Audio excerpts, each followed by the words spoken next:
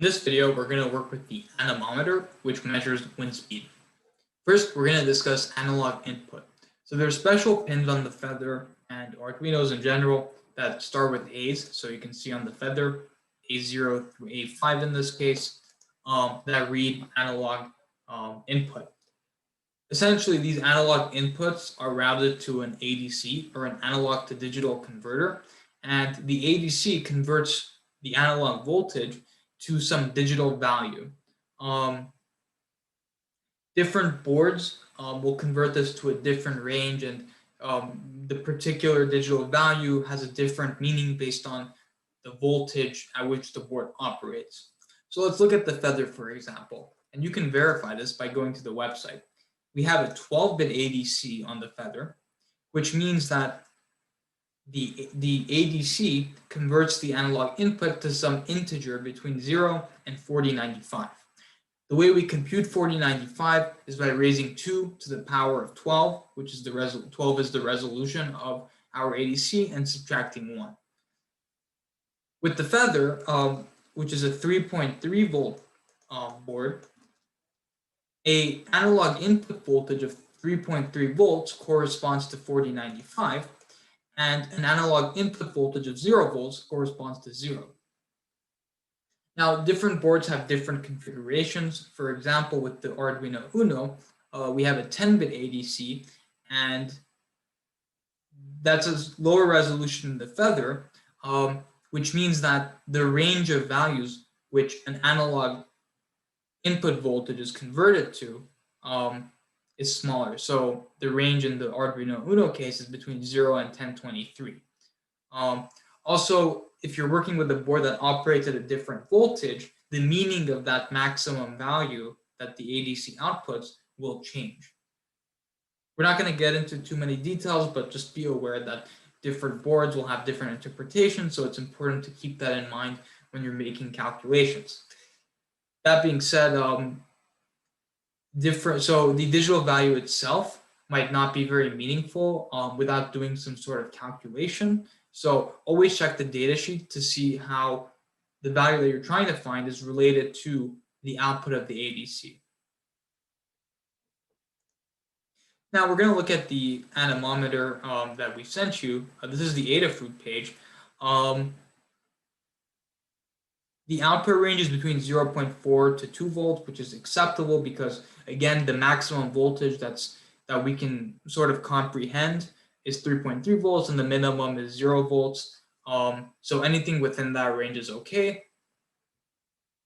In terms of what the digital output from the ADC means, we're going to look at the datasheet for this particular anemometer, which is in Chinese, so I've translated it.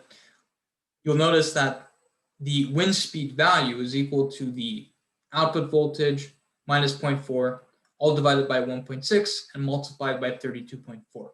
So we use the output voltage to compute the wind speed. Now, we have a slight problem because we don't actually have an output voltage from the anemometer. We have some digital value that corresponds to some output voltage from the anemometer. And we have to convert that digital value from the ADC to the output voltage from the anemometer. And the way we do this is using this expression. So I mentioned earlier that in the case of the feather, a 3.3 volt analog input would correspond to an ADC value of 4095. And that's consistent with this formula right here, because if you plug in 4095 as the ADC output, you'll get 3.3 volts. And the same is, it's also consistent with our notes about a 0 volt output voltage. That would be consistent with an ADC output of 0. You can generalize this formula for any ADC output, and using the ADC output, we can compute the voltage coming from the anemometer. In this case, the 4095 is the maximum output of a 12-bit ADC, which is the resolution of the ADC on this board. And 3.3 volts is consistent with the voltage at which the feather operates at. And you can verify this on the Adafruit page. So make sure you're checking this. This formula will differ based on what based on the board that you're working with, and based on both the voltage at which the board operates and the resolution of the ADC. So keep that in mind. So that's how we calculate. Once we have the output voltage, we can calculate the wind speed pretty easily. In terms of what the anemometer looks like, it has 3 wires. The brown wire connects to some power source with a positive 7 to 24 volts connected to it. The analog input is the blue wire, and that connects to the feather, to an analog pin that's denoted with an A. And then the black wire connects to ground. So I'm going to open fritzing, and we're going to take a look at how to wire this. So first thing I'm going to do is connect a the positive side of the 9-volt battery, and we're using 9-volt batteries here. If you have a 9-volt battery at home, that would be perfect. I don't think we sent one, so I apologize if you don't. You could try using the 3-volt output from the feather, but I don't think it's going to work. So I apologize if you're not able to get your hands on a 9-volt battery, but we'll be using a 9-volt battery in this example. So I connect the red wire, which represents the positive end of the 9-volt battery, to some, in this orientation, some column of the breadboard. Then I connect the black wire to some other column, and those are going to connect to, so the positive end of the 9-volt battery is going to connect to the brown wire of the anemometer. The negative end of the battery, or the ground, the 0-volt end, is going to connect to the ground of the anemometer, which is the black wire on the anemometer. And then the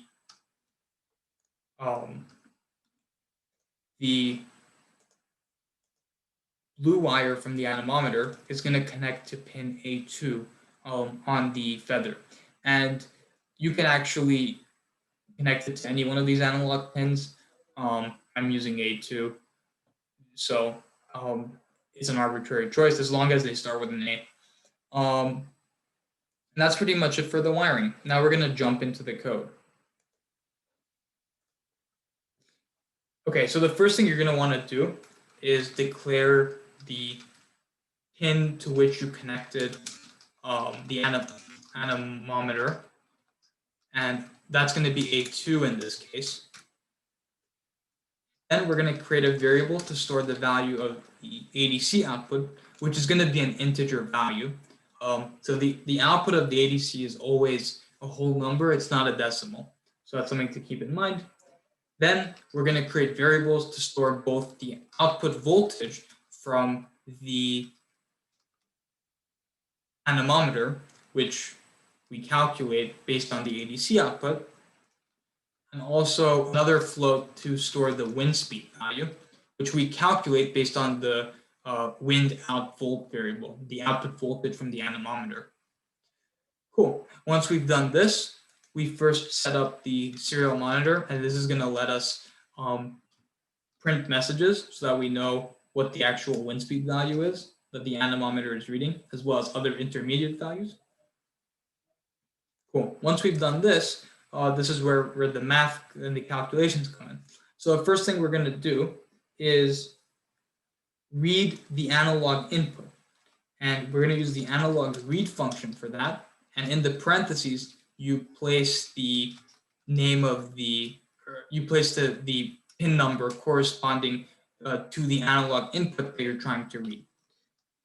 So the analog read function returns that output of the ADC. So it's going to give us, in this case, some digital value between 0 and 4095 that's associated with the analog input voltage. We're going to store the results of this analog read function in the ADC output variable. And again, it's going to be a whole number between 0 and 4095.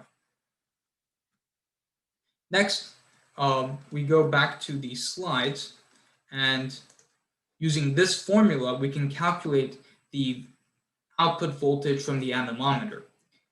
So we're just going to set this equal to wind out volt, and assign the value to ADC out divided by 4095 multiplied by 3.3, which corresponds to the resolution, to the maximum value of the ADC output and the board voltage, respectively.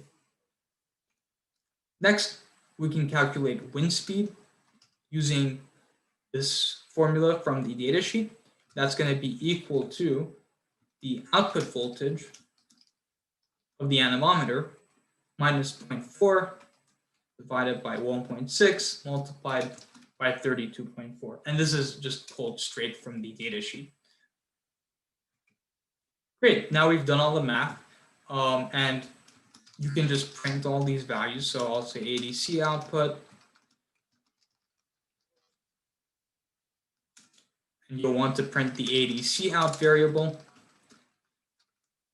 Notice I'm using print line here so that it prints a new line after printing the ADC out value. We can do the same thing for the anemometer's output voltage, and we'll print the actual value of the output voltage. And then lastly, we'll print the wind speed. Notice that I am leaving a space at the end of this string up here because otherwise the value of the variable will be right next to the colon, and there won't be sufficient space for it to look nice. And we'll print wind speed here.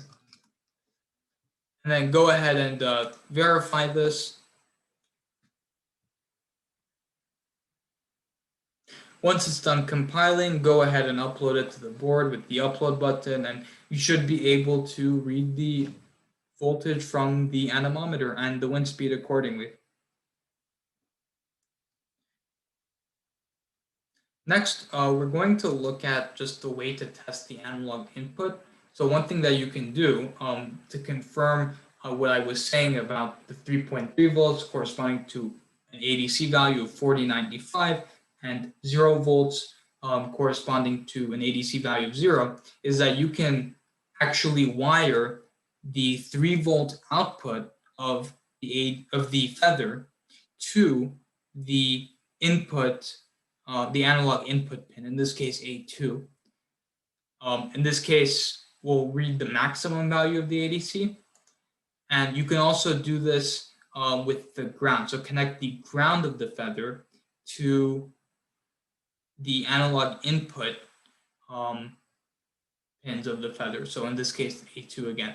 Something to be very careful of is do not connect at the same time the 3.3 volt and the grounds to each other. So make sure that when you're adding a connection between the ground and the analog input, that you first remove the 3.3 volt connection to the analog input before you add the ground. So basically make sure that the 3.3 volt output, this pin here, is never connected to the ground pin here via the wires. So just be careful and do not connect 3.3 volts to ground at all, or else you will break the board. So just be careful of that. But you should, going back to the program that we made, the ADC output, in the case where it's 3.3 volts, should max out to 4095, and the ground connection should cause it to output 0, which is the minimum value. You might be off slightly, but like by 1 or 2 or something like that, that's okay. The point being is that'll allow us to see what the sort of the range of the ADC values can be. That's it for this module.